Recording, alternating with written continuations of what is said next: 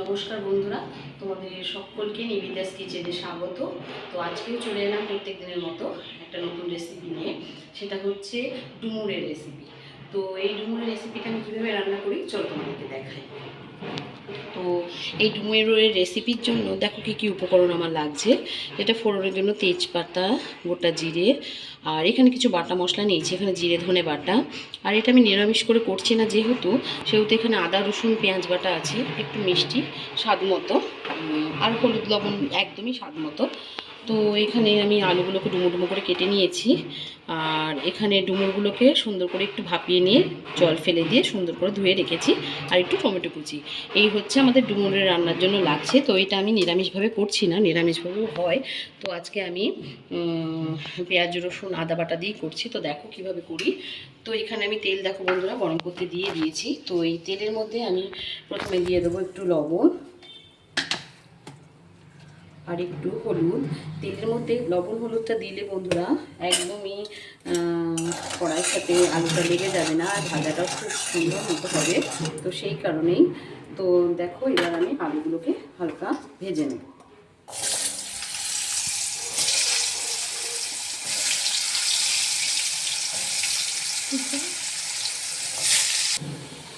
তো দেখো বন্ধুরা এখানে আলুটা সুন্দর মতো ভাজা হয়ে গেছে। তো আমি এবার আলুগুলোকে তুলে নেব।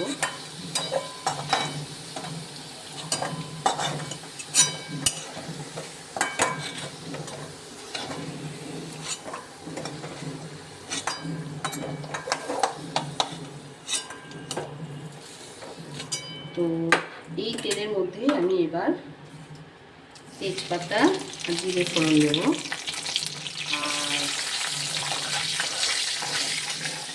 যেই ফোড়নটা খুব সুন্দর গন্ধ বেরিয়ে যাবে আর কি, ঠিক সেই মুহূর্তে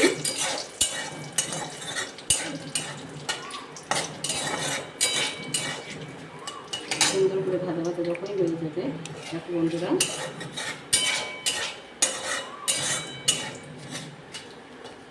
তখনই এর মধ্যে আমি আদা পেঁয়াজ রসুন বাটা মশলাটা দিয়ে দেবো, আর সাথে বাটা জিরে বাটা ধনে একদম ভালো মতো করে এর সাথে কষিয়ে নেব। তো এটা খুব সুন্দর মতো আগে একটু কষিয়ে নেব, তেল থেকে মশলাটা ভালো করে ছেড়ে যাক। তো দেখো বন্ধুরা মশলাটা খুব সুন্দরভাবে কষানো হয়ে গেছে। তো এর মধ্যে আমি এখন দিয়ে দেব স্বাদ মতো নুন,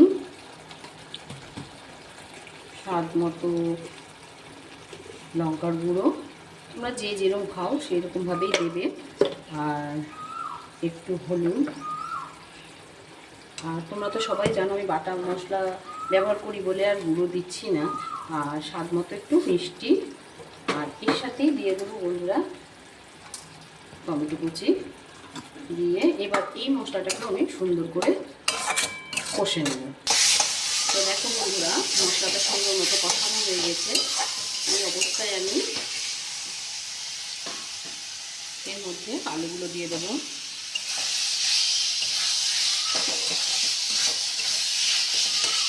আলুগুলোর সাথে ভালো করে কষিয়ে নেব, আর এবার সিদ্ধ করে রাখা ডুমুরগুলোকেও দিয়ে দেব।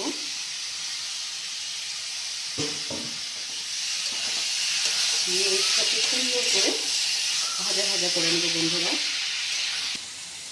তো দেখো বন্ধুরা ডুমুরটা আর আলুটা খুব সুন্দর মতো মশলার সাথে কষানো হয়ে গিয়েছে।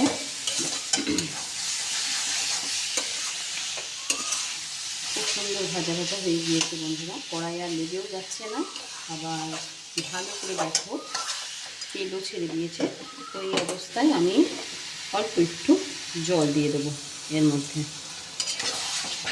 এই যে পুরোটাই নিজেরা বুঝে দেবে, কারণ আলুটা আমার ভাজা হয়ে গিয়েছে আগে।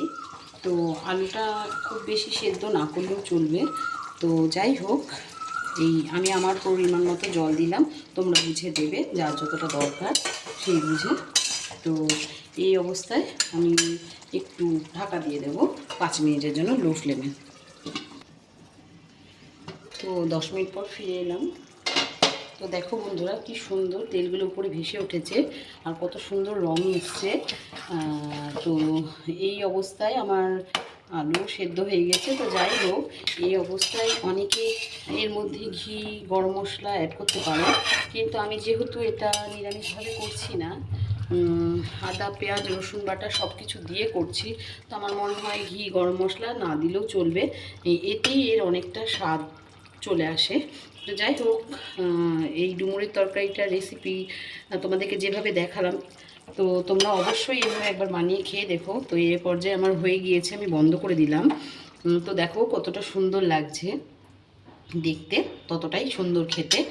তো তোমাদেরকে বলবো তোমরাও একবার বাড়িতে বানিয়ে খেয়ে দেখো। তো এটা আমি নিরামিষভাবে বানাইনি, তো আমি নিরামিষভাবেও এই ডুমুরের রেসিপিটা তোমাদেরকে দিয়ে দেবো। যে যেরকমভাবে ভালোবাসবে তোমরা সেভাবেই করতে পারো। তো যাই হোক, আজকের জন্য এই রেসিপিটাও থাকলো বন্ধুরা। তোমাদের যদি ভালো লাগে তাহলে অবশ্যই আমার চ্যানেলটাকে সাবস্ক্রাইব করো আর পাশে থাকা বেল আইকনটাকে অন করে রেখো। আর কাল আবার দেখা হবে বন্ধুরা তোমাদের সাথে নতুন একটা কোনো রেসিপি নিয়ে। নমস্কার।